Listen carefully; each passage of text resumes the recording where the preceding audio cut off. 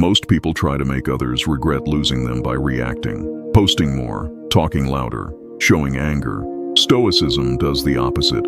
It says if someone didn't value you, the answer is not performance. It is elevation. Look at the image. Calm face, still eyes, no desperation. That is the secret. The more you try to prove your worth, the less valuable you appear. Marcus Aurelius wrote that the best revenge is to be unlike the one who caused the harm. He didn't say chase validation. He said transcend it. This is not about manipulation. It's about transformation. If someone didn't value you, it means one of two things.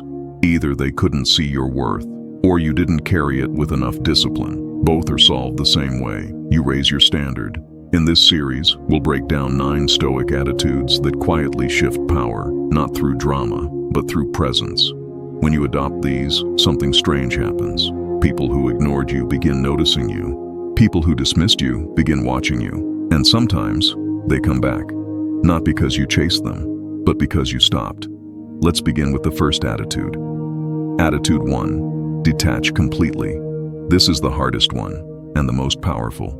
Most people fake detachment. They stop talking, but keep watching, keep checking, keep hoping. Stoic detachment is internal.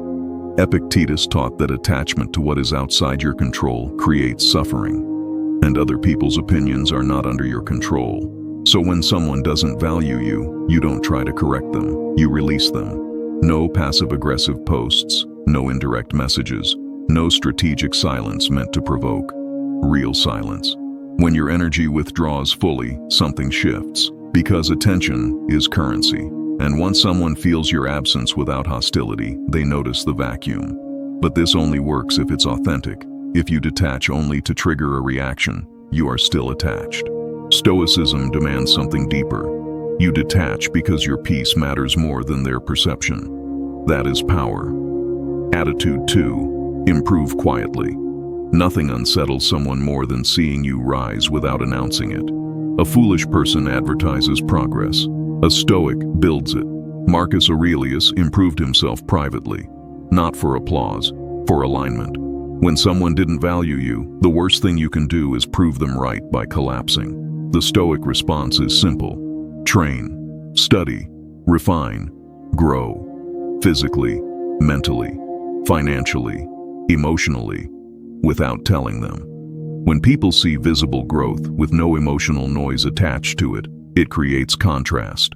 And contrast creates curiosity. They begin to question their judgment, not because you argued, because you evolved. Attitude 3. Become unavailable to disrespect. This is not about arrogance, it's about boundaries. If someone treated you casually, you remove casual access. No hostility, no speeches. Just structure. Seneca warned that you teach others how to treat you by what you tolerate, so you stop tolerating low effort. You respond slower, you invest less, you prioritize your schedule, not to punish, but to recalibrate value. People rarely appreciate what is constantly available. Scarcity reveals worth. Notice something already. None of these attitudes involve chasing, none involve emotional manipulation. They are internal shifts. In the next part, we'll go deeper into the psychology behind regret, why calm elevation triggers reflection in others, and the next 3 attitudes that quietly reverse power. If you want to build this level of quiet strength consistently, subscribe to Quiet Stoics. This channel is for those who choose discipline over desperation. Good. Now we go deeper. Because regret is not created by revenge, it is created by contrast. When someone didn't value you, they formed a conclusion about you. Predictable, replaceable, emotionally available. Stoicism reverses that conclusion without saying a word. Now we continue. Attitude 4. Control your emotions publicly. Nothing destroys attraction and respect faster than visible desperation. When people see that they can disturb you, they unconsciously rank themselves above you. Marcus Aurelius wrote that you have power over your mind, not outside events. If someone didn't value you and you react loudly, you prove they still control your inner state. A Stoic does the opposite. He feels disappointment privately, processes it privately, but publicly remains grounded. No emotional outbursts, no indirect posts, no attempts to signal pain. Why? Because emotional volatility signals dependency. Calm signals independence. And independence creates intrigue. When someone expects you to fall apart and instead you become composed, they begin to reassess. Not because you told them to, because your stability contradicts their assumption. Attitude 5. Redirect your energy toward purpose. This is where real transformation begins. Most people obsess over the one who didn't value them. They replay conversations, imagine alternative outcomes, wait for messages. Stoicism calls this wasted life. Seneca warned that we suffer more from imagination than reality. When someone walks away or fails to value you, the Stoic response is redirection. You take the emotional energy and convert it into motion. Training, building, learning, creating. Purpose replaces obsession. And something interesting happens when your focus shifts from a person to progress. Your posture changes, your tone changes, your schedule changes. You become harder to access because you are busy building. People sense this, and humans are drawn toward forward motion. Attitude 6. Stop explaining yourself. This one is subtle but powerful. When someone doesn't value you, the instinct is to clarify, to prove your worth, to explain your intentions, to make them see. Stoicism rejects this impulse. Epictetus taught that if someone misjudges you, you correct your conduct, not their opinion. Explanation is often a disguised plea for validation. A Stoic lets misunderstanding exist. If your actions are consistent, truth reveals itself over time. And here's the psychological shift. When you stop explaining, people feel distance. Distance creates uncertainty. Uncertainty creates curiosity. Curiosity creates pursuit. But this is not strategy. It is discipline. You stop arguing your value. You embody it. Now pause and observe the pattern forming. You detached. You improved quietly. You limited access. You controlled emotion. You redirected energy. You stopped explaining. This is not manipulation. This is alignment. And alignment is magnetic. In the next part, we'll uncover the final 3 attitudes. These are the deepest ones, because they shift not just behavior, but identity. This is where people who once overlooked you begin to feel something they can't explain. Regret. If this mindset is reshaping how you move, subscribe to Quiet Stoics. This channel is about becoming so grounded that your absence speaks louder than your presence ever did. Now we move into the deeper layer. Because until now, the shift has been behavioral. What you do, how you respond, where you place your energy. But real regret is not triggered by surface change. It is triggered by identity transformation. When someone didn't value you, they formed an internal narrative. They believed they understood your level, your limits, your emotional dependence. Stoicism breaks that narrative silently. Now we continue. Attitude 7. Develop standards that are non-negotiable.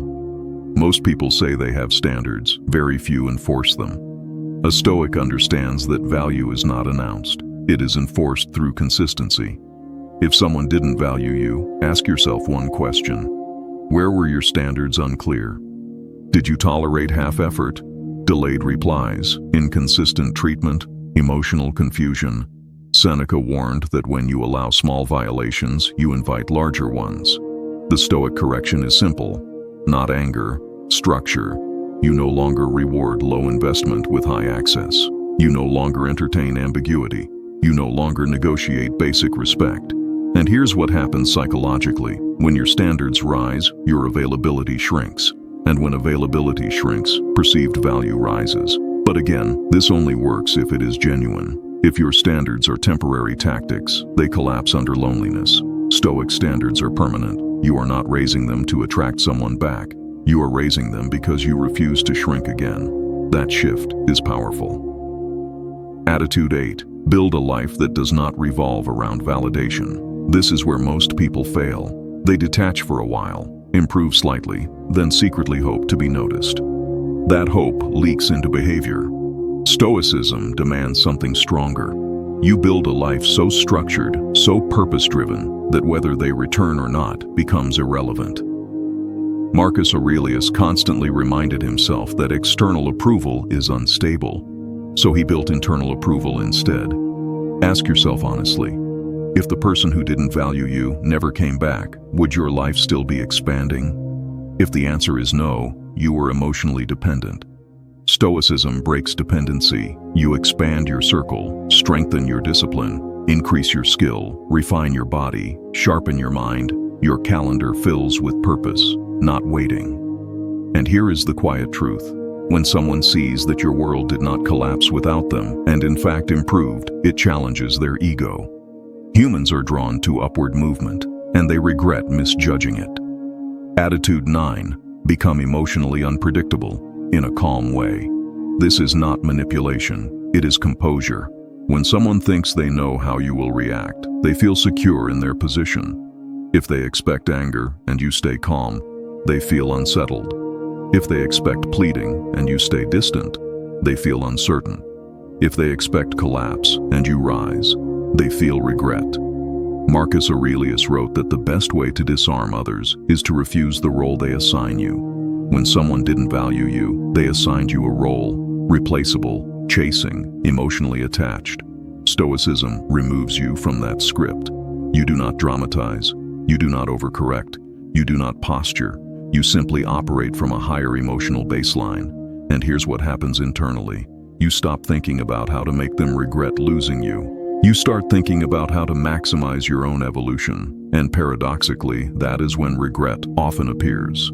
Because regret is born when someone realizes they underestimated you. Now step back and look at the full structure. You detached completely. You improved quietly. You limited access. You controlled emotion publicly. You redirected energy into purpose. You stopped explaining. You enforced standards. You built independence. You stabilized your emotional baseline. None of this screams for attention. It radiates it. This is Stoic magnetism. Not loud, not desperate, not reactive, grounded. In the final part, we will talk about something crucial. What happens if they never come back, and why that outcome is not failure, but ultimate power. If this philosophy is reshaping how you carry yourself, subscribe to Quiet Stoics. This channel is for those who prefer elevation over revenge and discipline over desperation. Now we arrive at the part most people avoid. What if they never come back? What if you detach, improve, elevate, enforce standards, and they still don't chase? Stoicism prepares you for this outcome from the beginning, because the goal was never to make someone regret losing you. That was the hook. The real goal was to make you impossible to lose again. Marcus Aurelius never improved himself to impress those who doubted him. He improved himself to remain aligned with his own standard. If they come back, fine. If they don't, you still rise. That is power. Now understand something deeper. When someone didn't value you, it exposed a gap, either in their perception or in your presentation. You corrected what was yours to correct. That is Stoicism. You did not chase their validation. You chased your discipline. And here is the quiet truth most people never reach. The moment you genuinely stop caring whether they regret it is the moment you win. Not socially, internally. Because your self-worth is no longer tied to someone else's realization. Epictetus taught that freedom begins when you stop needing what is outside your control. Their regret is outside your control. Your growth is not. If they return, you evaluate from strength, not from longing. If they stay gone, you continue forward. No bitterness, no narrative, just momentum. And here is the final psychological shift. When you build a life anchored in purpose, discipline, and calm standards, you stop attracting people who undervalue you in the first place. Because your posture changes, your responses change, your availability changes. You become harder to access, but easier to respect. The image said, "Make those who didn't value you desperate." Stoicism translates that differently. Become so grounded, so self-directed, so emotionally disciplined that desperation has no place near you. If someone regrets losing you, it will not be because you chased. It will be because you evolved. And if no one regrets it, you still gained something far more valuable. Self-command. If this series shifted how you think about power, value, and presence, subscribe to Quiet Stoics. This channel is for those who choose elevation over ego and discipline over desperation. Remember this, the real revenge is not making them chase. It is becoming the person who never needed to.